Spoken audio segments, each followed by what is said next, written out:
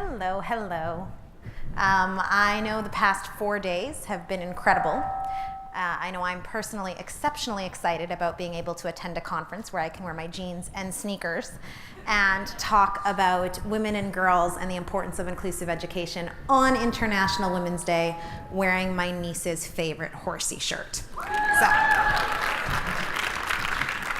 exceptionally excited to be here and to talk to you guys about an issue that is, I think, so incredibly dear to all of us, particularly those of us who have worked or continue to work in environments where education, while we can talk about the details of how we resource it, what we teach, is AI the new way for education, we still haven't really talked about that foundational root of who are we actually giving that right to? Who do we talk about when we talk about quality education? Who do we talk about when we're talking about access to education? And who are we missing in that conversation? Because I actually think there lies the power that we all have to change the world, is who is not in the room. And what does that mean for our long-term sustainability and security and prosperity and planet? Because it's so incredibly interconnected. Now, when I told colleagues I was coming to speak at South by Southwest, the vast majority thought I meant a music festival. Then, when I explained it was EDU, a lot of them said, wait, what is that exactly? Are you going to sit around with a bunch of professors and talk about academia? And I was like, as exciting as that would be, I'm not. I'm going to talk about how, if we actually want to achieve the 17 Sustainable Development Goals, or more basically, if we want to achieve a world that actually is here in 100 years, if we want to achieve climate change action or no poverty, then it all does start with education. And I'm sure I'm preaching to the choir when I say this, but oftentimes we're focusing on aspects of education and not others. So, in our global reality, what is the percentage, and you guys can yell it out, feel free, what's the percentage of children not in school? Anybody know? 8? 9? 25?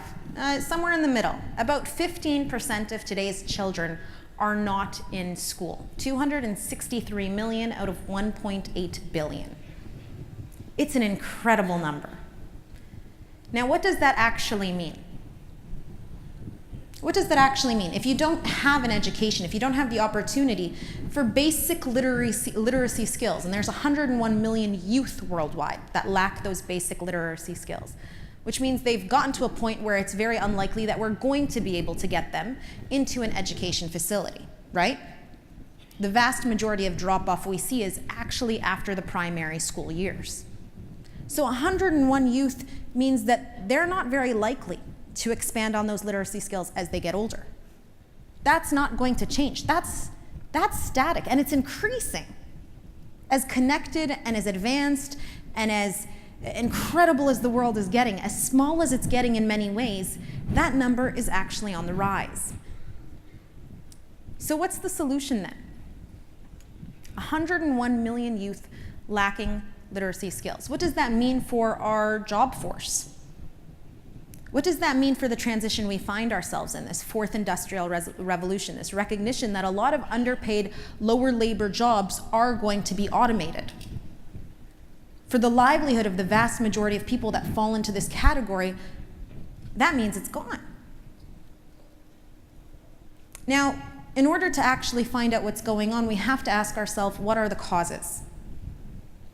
When we look at any type of security solution, and I joke about how I would like medicine and international development to reflect each other a bit more, because when a patient comes into the office with an infection on their arm, a deep infection, what does a good doctor do? Or what should a good doctor do? Take a history, okay. So they find out what the root causes are, what the potential causes are. What else do they do?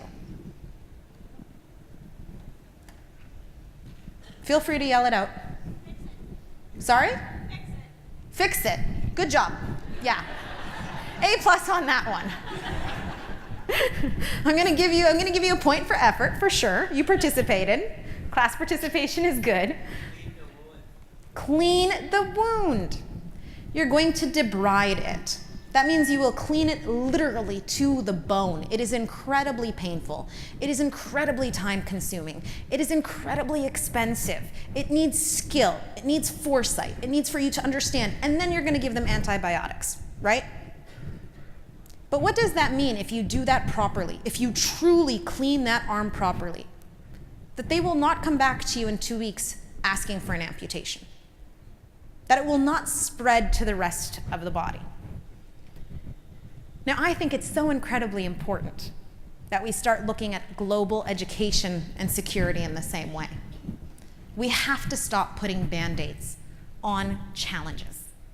We have to start recognizing that we need to be more cost conscious while still being more time effective and actually solving things at the very root. Because right now we're cutting off all our limbs and hoping that somehow we save this concept of education without recognizing that those are the 101 million youth that are illiterate. Imagine how many hundreds of millions of more have a basic education that does not provide them any type of economic stability or growth opportunity. So, in order to take a look at this, we have 7 key issues that I think we need to address. The first, of course, is the lasting impact of colonization, conquest, and slavery. Now, we often don't talk about this in educational spaces, and we need to, because it shapes, quite literally, our global development agenda. It's a very neo-colonial agenda. It's a very prescriptive agenda. It's a very much, I'll teach you how to learn agenda. That's something we've historically had, right? And the best example I can give of this is I'm Canadian-Libyan, and recently in Canada, we were talking about climate change, and I went up to the Northwest Territories, and we were sitting down with some Indigenous leaders there.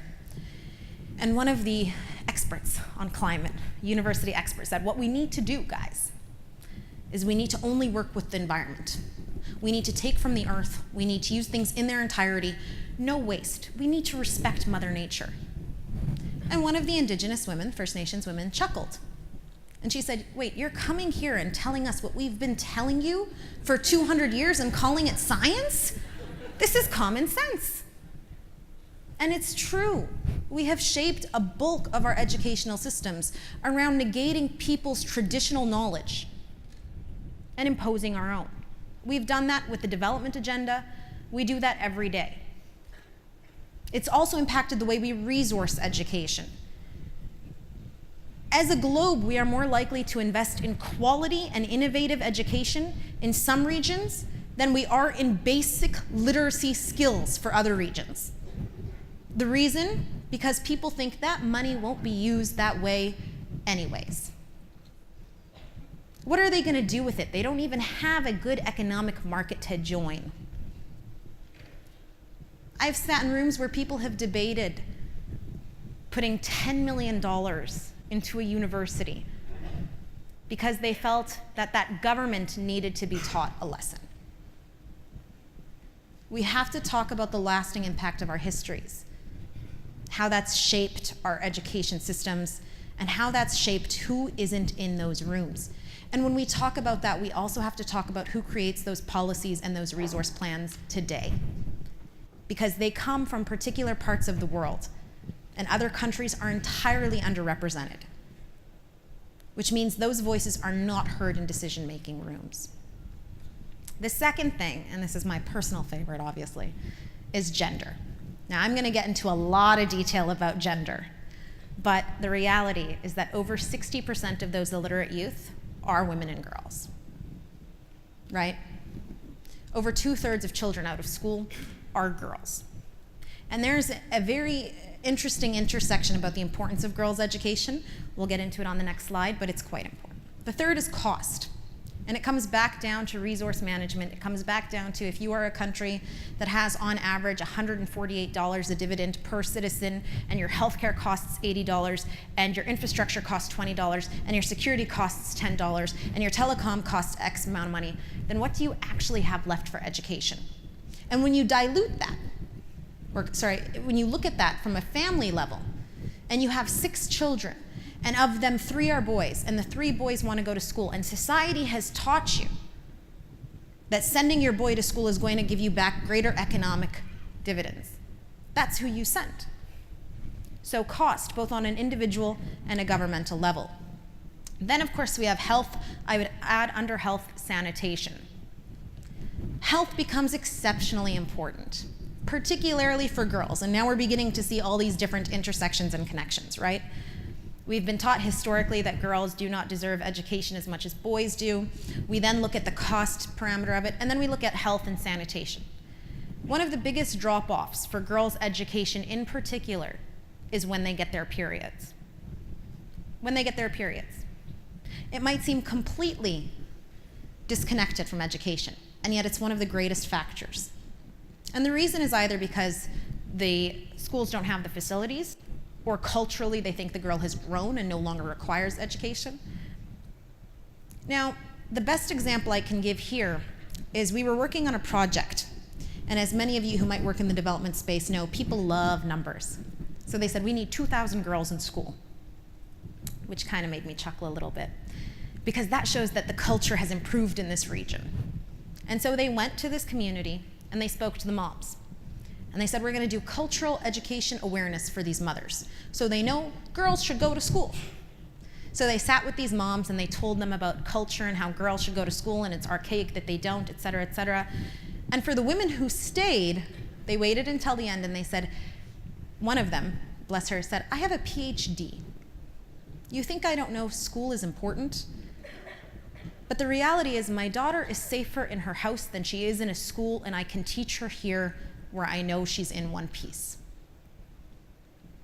And it was because the daughter went to school, schools were not safe, they were attacked regularly, and more so when her daughter had gotten her period, she felt less comfortable sending her because it had shown that she had matured, which invited a whole different social aspect. Then you get to economic inequalities. Now, I think when I was in high school once, we had an exam. And my teacher, bless him, history teacher named Mr. Skirvin, who I actually think is one of the coolest people in the world. I never told him that in high school because that would have been lame, but he's a pretty cool dude. He used to bring granola bars before tests. He used to bring granola bars because some of us, and it wasn't for any reason other than he wanted all of us to have eaten before a test. And he said, you have to perform at your best. When I asked him why once, he told me that he'd volunteered in schools where kids did not have anything to eat. And he said, imagine how ridiculous it is for me to ask someone who doesn't know if he's safe, who doesn't know where his parents will be when he gets home, who doesn't have a meal to eat, to do 3 hours of homework. Or to spend that $5 that they can spend on a meal on homework, on books. And it was an interesting lesson to learn because that's replicated around the world. A lot of organizations will say that one of the great challenges with development is that even when they've put resources into a community to facilitate greater learning and education, when they've put resources into a school to ensure better resources and better tools, that the community doesn't use it that way, that they instead use it for other things. Now, they say it very maliciously, like it's wrong, and I ask, what are the other things? And they say, well, they got some farms. They started planting crops with the money. Yeah, because people need to eat. People need to eat, and those economic inequalities are so incredibly important for us to understand how we can better create an ecosystem where people can learn. Because if a young girl is the sole breadwinner for her family, sending her to school is not going to be sufficient. She has 4 or 5 people she's responsible for. You can build the best school, put the best teachers in it, give her the best books, and she will still say, I have a responsibility to my family, and her family will say the same thing. So what is the ecosystem we're building? Because if we're not addressing the underlying economic inequalities, we can completely get rid of the notion that we're going to actually send these 14% of children to schools. We can stop talking about the quality because people have to have something to eat when they get home. That's common sense. Of course, age becomes an incredibly important point. As we said, the largest drop-off is after primary school. Now, that becomes important for multiple reasons. From a security perspective, it's also the most sensitive time. From a mental health perspective, it's the most sensitive time. So we find that it becomes a very important time for us to be able to engage. That retainment becomes almost impossible because in a vast majority of the world, you can actually make as much, if not more money for your family out of school than you can in school, right? That's quite important. So it ties into that economic inequalities. And lastly, conflict and displacement. We have 65 million people who are refugees or displaced right now around the world. That's double the size of Canada's population, right? It becomes exceptionally important to recognize that that brings together a whole new myriad of challenges. One of the examples I was giving actually backstage before this talk was when we were looking at mobile learning. Everybody was like, you know what? We put the videos in the phones, people will watch them, they will learn. We've solved the problem. Problem there was nobody wanted to use their battery power on watching videos. The phone was the only tie they had to the rest of their community. They wanted the battery to be able to communicate in case anything happened or they needed anything. So then we said, we're a very intelligent group of people, solar-powered battery phones. Then they can watch the videos, unlimited battery. Turns out you're then looking at the fact that other people will want their solar power battery phones. So you have a whole security dimension that we have not previously looked at. Now that's been a problem that I can simplify in about 2 minutes. It's taken a team of experts 4 years because they've tried. They've tried alternative solutions, and every time you look at one thing, it's like that gangrene. Every time you try to put a Band-Aid on one thing, something else pops up. Because the underlying challenge is that we have, as a global community, promoted a conflict and a system of displacement that is heavily steeped in economic, social, and historical inequalities. And until we fix that, we can build as many school tents as we want, we can give people as many mobile videos as they want, but we have not created an ecosystem in which they feel safe or comfortable, or they even feel education is an option or necessary for them. Now, as I had said before, I'm going to get back to the gender. We said 60% of illiterate youth are young women. Now, this might seem like it's incredibly unimportant until I get to this point. What happens when we educate a girl? I'm sure many of the people in this room know. What happens when we educate a girl? Feel free to yell it out. They take care of their whole family. That is correct. They also take care of their whole community. Women reinvest on average 90% of their income into their community. Now, not to call the men out or anything, but men reinvest on average 30 to 40% at best. So it means that when you educate a girl, first and foremost, they're less likely to get married young. When they're less likely to get married young, it also means they're less likely to have more children. They have fewer and healthier children. Then, when you educate and economically invest in girls and women, not only are you looking at a 90% reinvestment in their community, you're looking at greater social cohesion, less corruption, greater political cohesion, greater systems of justice and citizen state trust, which is at its historically lowest, if you've seen the Edelman Trust surveys. The education of girls and their employment, if it were on equal level with young boys and men, would lead to a greater economic growth than China and India combined. Digest that for a second. We hear about China's economic capacity literally every day. It's such a huge threat to us, et cetera, et cetera. But when you realize that the economic growth that educated girls bring to the table is greater than China and India combined, you almost begin to understand why socially we've tried to limit girls' education so much. Turns out we're a much bigger threat.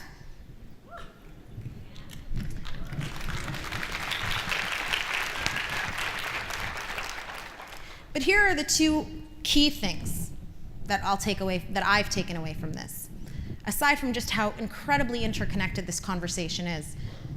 We're looking at less child deaths, but the big one is the single most cost-effective and practical solution towards climate change is girls' education. Now, that didn't come from a bunch of women's rights activists. That came from over 100 climate scientists who sat down, who looked at the numbers, and most of them thought it would be the new technologies that were sexy, and found that girls' education and women's reproductive rights were the single most practical, most cost-effective solution for climate action. How incredible is that? We talk about girls' education like it's just getting girls into a classroom and like we're doing something for them. When as a matter of fact, the planet we live in will not exist. It will not exist. We cannot attempt any type of sustainability or prosperity or plan without girls' education. So really, they're doing us the favor. Now, the question then becomes, what do we do about it? What do we do about it? Aside from the obvious of educate girls, yes. But what do we do about it? I have been part of, particularly with the Sustainable Development Goals, but also as a High Commissioner on Health and Economic Growth, been part of about more conversations than I can count about how we can better invest in quality education. I sit on the board for the Malala Fund, so we've also had conversations about how do we inspire educational leaders, role models. I sit on the board for International Alert, so we've talked about how do we ensure education in conflict and displacement.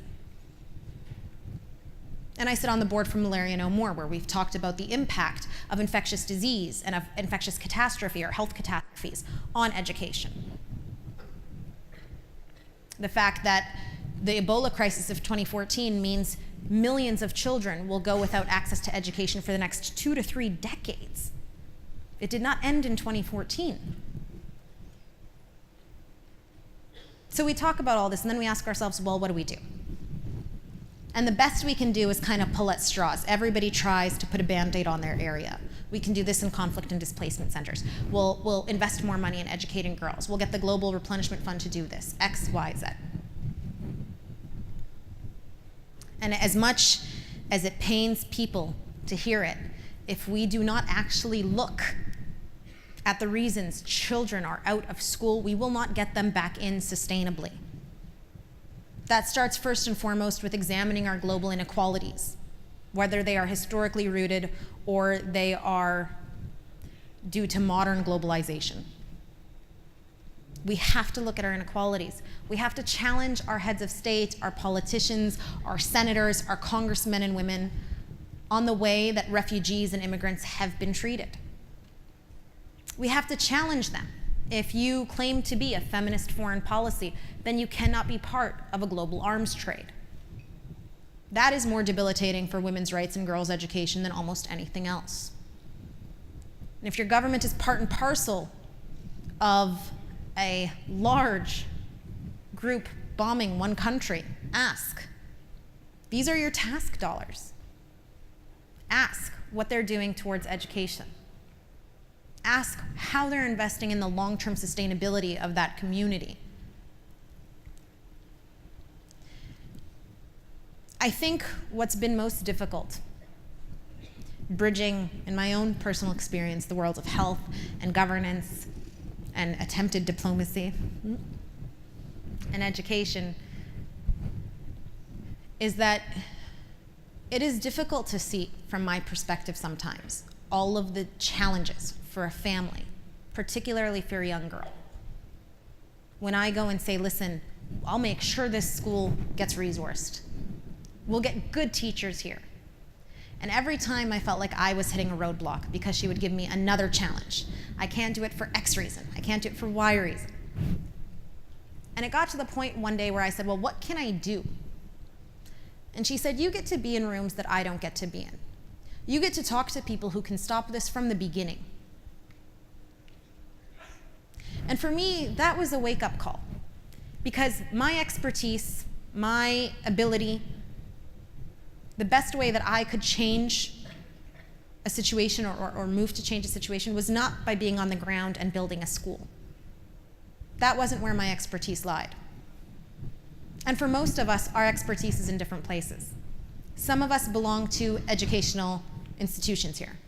And those institutions can, in their curriculum, talk about the history of education and the history of inequality. Some of those institutions, some of your institutions, could implement transfer programs. You might not get a lot of students coming in, but you can resource and invest in getting some of your students out into the world. So they can see that if people aren't educated, it's not because they didn't care or they couldn't pull themselves up by the bootstraps, but it's because society has created institutions and structures which made it physically and socially and mentally impossible. Some of us get the ears of our government officials, including our mayors. And if we're going to be safe cities for the displaced or the undocumented that live here, we should also spread messages of safety for those that don't. And some of us, the vast majority of us, have, like me, nieces or nephews or children or siblings. And our responsibility then becomes that every day we embody what we would want the rest of the world to look like. My little niece, Sophia, reads about, I would say on average, 3 to 4 books a day. She's 3, so she doesn't actually read them. She holds them open, she points to the Wicked Witch, says Wicked Witch 20 times, and then goes to the poison apple. She has a very different version of most Disney stories than I do, but we're going to go with hers because she's also a lot more forceful than I am, surprisingly. And Sophia, a year ago, she has an older brother named Emir, a year older than her. And a year ago, she was really into Star Wars because he was into Star Wars. She loved Darth Vader, and BB-8 especially.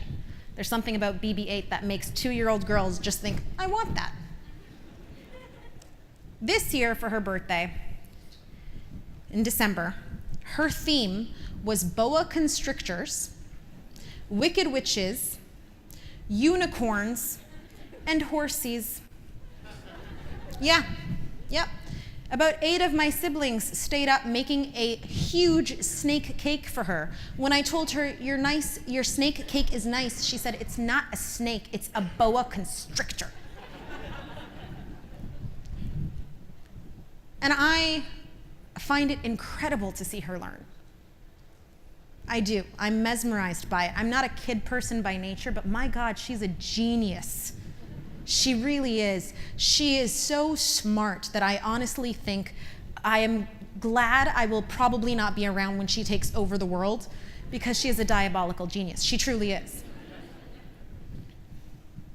But she's so smart, and that's because since day one, her mother said, my sister said, there is no room I want her to walk into where she feels inadequate or ill-equipped. There is no one time I ever want somebody to tell her you're pretty instead of you're smart or before you're smart. Now, I made the mistake this morning of telling her I was wearing her favorite unicorn shirt, and she said it's horsies, they don't have horns. And I told her I'm going to talk about you a little bit, and I'm going to talk about the fact that I think every single girl, every single aunt, every single mom, every single father, brother, but all of us should be able to have for our own children, or for other children, what our own children have. All of us should. Every single little girl should be able to say at her birthday, based on things she's read in books, that she has boa constrictors and unicorns in her living room. That should not just be something our kids get. And while we're talking about the ways in which we're going to provide a 4x6 room that is bare, without a washroom, and think that that is sufficient for people to have an education, to transform their societies, we have to be a bit more realistic. I would not in a million years be okay with Sophia going into a 4x6 room without a washroom. I wouldn't. Not just because of her in that moment, because of the fact that that will be the reality of her whole life. She will imagine everything she can achieve in a 4x6 bare-walled room. She won't live in a world of unicorns and boa constrictors. And we have to ask ourselves, what are we giving to young girls and boys around the world when we are not demanding more of our governments and of ourselves, and when we as a community of educators are not demanding more of education? So my one call to action as I leave you today is look at the role that you play in society. Who are you? Who do you have impact on? Who do you have leverage with? What is your community? Who is your audience? And shift the conversation. Get them to start talking about the 7 underlying causes. Get them to start talking about what they're going to do to challenge those 7 underlying causes. Are you going to teach your community more about colonization and slavery? Or are you going to start ensuring that your team, if you work in STEM, invests more in young girls and women? What are you going to do individually, without putting anything on anybody else? What are you going to do individually? That is my challenge for you today. Because if we don't all start getting our hands dirty, it won't be 14%, it'll be 15, it'll be 20. And we'll find ourselves asking where we went wrong. Thank you.